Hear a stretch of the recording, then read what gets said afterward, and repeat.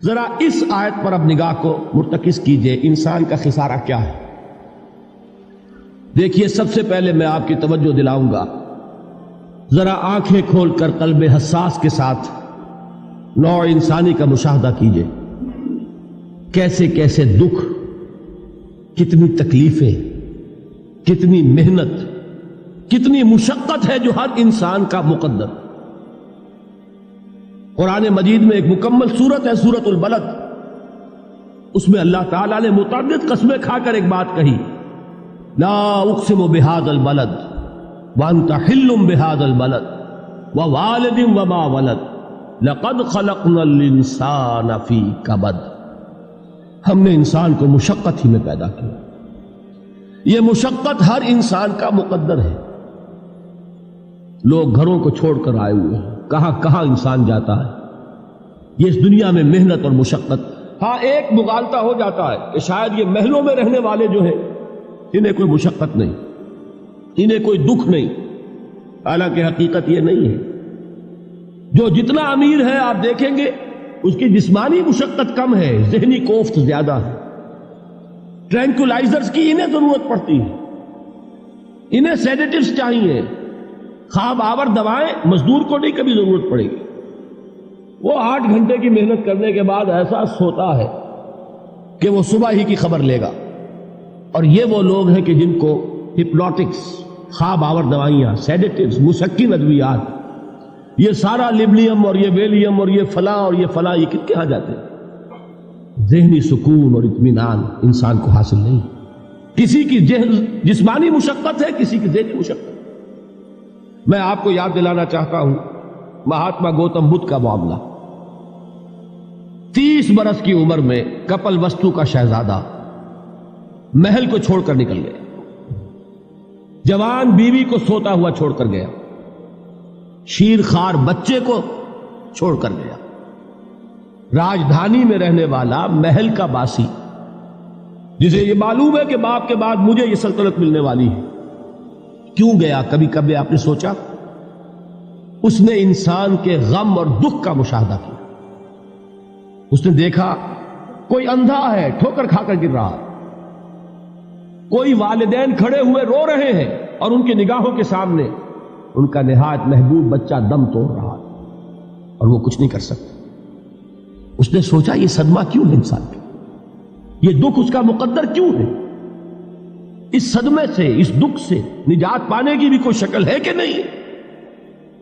انسانوں کی ایک عظیم اکثریت، شاہ ولی اللہ دہلوی رحمۃ اللہ علیہ کے الفاظ ہیں کہ وہ لدو اونٹ اور کولو کا بیل بن کر زندگی بسر کرتی ہے۔ جو 8 گھنٹے تک اینٹیں ڈھو رہا ہو، اس شخص کا تصور کیجیے آپ، وہ واقعی انسان ہے یا حیوان بن گیا ہے؟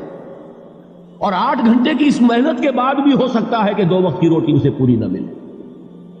اور یہ تو ہو سکتا ہے، نہیں ہوتا ہے کہ اگر بچہ بیمار پڑ گیا ہے تو شاید کوئی برتن بیچے بغیر اس کی دوا کا سامان نہ کر سکے۔ ایسا شخص کتنے بوجھوں تلا دبا ہوا ہے، کتنی مشقت کے اندر پسا ہوا ہے۔ لدو اونٹ اور کولو کا بیل، انسانوں کی عظیم اکثریت اس سطح پر زندگی بسر کرتی ہے۔ لیکن آپ کو معلوم ہے کہ کولو کے بیل کے لیے مشقت ہی مشقت ہے، اس کے احساسات یہ نہیں ہیں جو کہ ان سے انسان کو جو صدمہ پہنچتا ہے۔ ایک بیل کو اس سے کوئی غرض نہیں کہ اس کا کوئی بچہ بھی تھا کہ نہیں تھا، اس کو کوئی بخار ہوا ہے یا کیا ہوا ہے، اس صدمے سے وہ بیل بچا ہوا ہے۔ گھوڑے کو کوئی پتہ نہیں کہ میرا بھی کوئی اولاد میری ہے یا نہیں ہے، اور مجھے اس کا کوئی صدمہ ہے یا دکھ ہے، کوئی پتہ نہیں۔ لیکن انسان کا معاملہ یہ ہے کہ والدین کو جو جو دکھ دیکھنے پڑتے ہیں اپنے بچوں کے لیے، اپنی اولاد کے لیے۔ رات کی نیند ہے حرام ہے اس لیے کہ بچہ بخار میں تپ رہا ہے یا درد سے تڑپ رہا ہے، لہذا نہ ماں سو سکتی ہے نہ باپ سو سکتا۔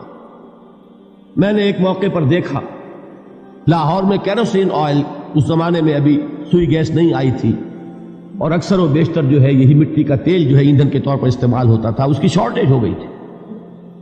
تو کئی فرلانگ لمبی قطاریں لگتی تھی ان دکانوں کے باہر، ڈپو کے باہر، اور ایسے ایسے منظر بھی کہ ایک خاتون برقع پوش، ایک گود میں بچے کو لیے ہوئے، ایک کی انگلی پکڑے ہوئے، بوتل ہاتھ میں لیے ہوئے تیل کے لیے، اور کئی گھنٹے کھڑی ہے دکان۔ یہ مشقت انسان جھیلتا ہے کہ نہیں؟ غالب نے اس کا نقشہ کھینچا ہے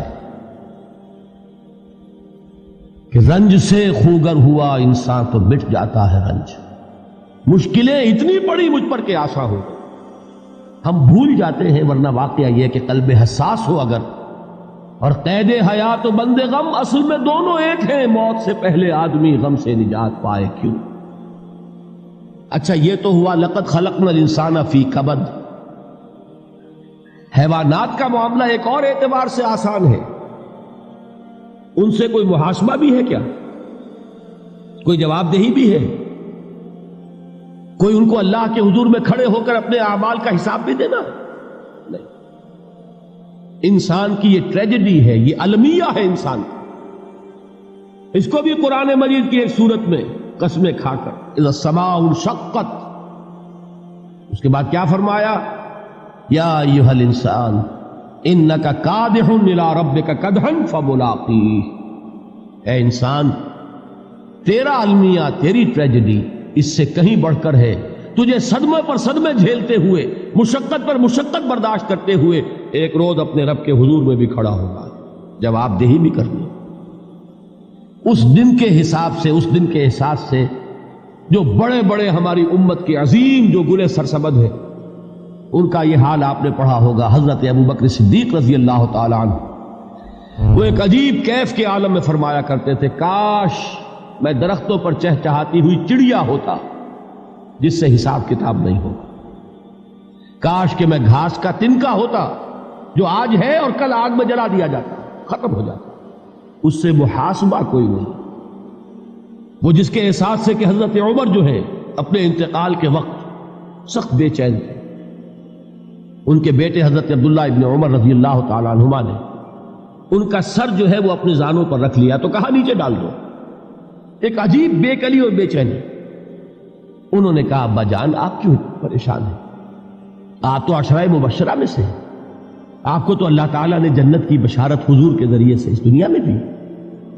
حضرت عمر فرماتے ہیں کہ خدا کی قسم اگر قیامت کے دن عمر برابر سرابر پر چھوٹ گیا تو بہت بڑی کامیابی تصور. یہ احساس جن کو ہوتا ہے. حضرت علی کا حال کیا ہوتا ہے؟ ابھی جو آپ نے حافظ صاحب سے سنا، یہ حضرت علی کا معاملہ ہے کہ ایک تیر پیوست ہو گیا تھا، کسی طرح نکل نہیں رہا تھا. حضرت علی نے فرمایا کہ اچھا چھوڑو مجھے، میں نماز کی نیت باندھتا ہوں. نماز کی نیت پڑھتے تھے تو لرزتے تھے، کانپتے تھے. کس کے سامنے کھڑا ہوں اور کس کے سامنے مجھے ایک دن جواب دہی کے لیے کھڑا ہونا ہوگا. لن تزولا قدم ابن آدم، حضور نے خبر دی ہے ابن آدم کے قدم ہل نہیں سکیں گے. جیسے مجرم کھڑا ہوتا ہے کٹہرے کے اندر، اس کٹہرے میں سے ہل نہیں سکو گے حتی یسأل عن خمس، جب تک کہ 5 چیزوں کا حساب نہ لے لیا جائے. وہ 5 چیزیں کیا ہیں؟ کان کھول کر سنیے. عن عمرہ فیما افناہ، عمر کا حساب دو. یہ 80 برس اور 70 برس ہم نے تمہیں دنیا میں دیے، کہاں ضائع کیے؟ وعن شبابہ فیما ابلاہ، اور خاص طور پر جوانی کا دور، امنگوں کے دن، ولولے ہوتے ہیں، قوت ہوتی ہے، توانائی ہوتی ہے، آدمی چلتے ہوئے زمین پر پاؤں مارتا ہے، قوت جو ہے وہ اپنا اظہار چاہتی ہے. یہ جوانی کہاں گلائی؟ حساب دو، ایک ایک لمحے کا حساب دو. وَعَن مَالِهِ مِنْ أَيْنَ اكْتَسَبَهُ وَفِيمَا أَنْفَقَهُ، ایک ایک پائی کا حساب دو. مال کا کہاں سے کمایا تھا، حلال سے کہ حرام سے، اور کہاں خرچ کیا تھا، گل چھروں میں، عیاشیوں میں، یا نیکی کے کاموں میں، ادائے حقوق اللہ کے دین کے لیے. 4 سوال ہو گئے. 2 زندگی کے بارے میں، ایک زندگی پوری بحیثیت مجموعی کہاں کس کام میں لگائی، اور خاص طور پر شباب کا دور کہاں لگایا. 2 سوال مال کے بارے میں، کمایا کہاں سے، حلال سے کہ حرام سے، جائز سے کہ ناجائز سے، خرچ کہاں کیا. اور آخری سوال وَعَمَّا عَمِلَ فِيمَا عَلِمَ، جو علم حاصل کیا تھا اس میں عمل کتنا کیا. علم کے انبار لگاتے چلے گئے اور عمل کے آغاز کی بھی نوبت نہ آئی. یہ علم جو ہے یہ اس روز سب سے بڑا وبال بن جائے گا. اتنا علم اور عمل کچھ نہیں، بجائے کہ کریڈٹ کا ذریعہ بنے یہ الٹا ڈیبٹ کا کھاتا بن جائے. یہ جواب دہی کا احساس ہے کہ جس کی وجہ سے انسان کی ٹریجڈی جو ہے وہ دوہری ہے. کوئی حیوان اتنے بوجھ تلے نہیں. مشقت کی، محنت کی، اس زندگی میں ختم ہوئے، اس کے بعد کوئی محاسبہ نہیں. اس کو بھی غالب نے خوب کہا ہے کہ اب تو گھبرا کے یہ کہتے ہیں کہ مر جائیں گے، اور مر کے بھی چین نہ پایا تو کدھر جائیں. یہ ہے وہ ہیومن ٹریجڈی